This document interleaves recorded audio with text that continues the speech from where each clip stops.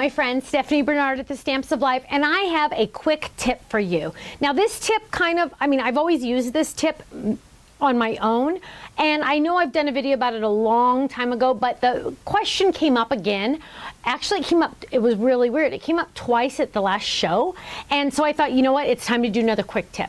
Now, chances are you got, if you're in the club, you got the llama. I'm thinking mainly of the llama and the reindeer stamps. And I've heard from people saying, oh, look, when I stamp it and I put my die down, it doesn't line up. So you made a mistake, Stephanie, when you designed the dies, because look, the die doesn't line up to the stamp.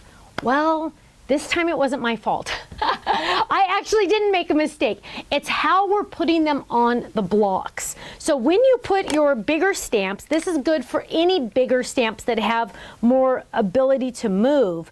This is what you're going to want to do. Now, I do think she looks cute with her head tilted a little bit that way, but what you're going to want to do is take the die, if you're having this problem, take the die, lay it down, face down, blade down. We're going to take the stamp down, so the image is going to be stamped down, and we're going to lay it into that die. Then we're going to kind of move it around a little bit. We're going to make sure it gets exactly where it needs to be. Now remember, everything's face down. I'm going to take my big block, and I'm going to lay it right like that. Press. It's going to lift up my stamp exactly where it needs to be.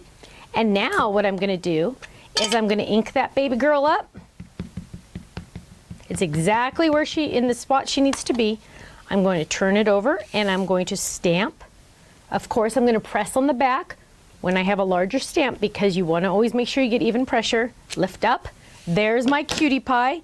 And when I take my die, I'm going to lay that down, and look at that. It lines up perfectly. Now, in fact, we're going to run it through, and I'm going to show you what it looks like.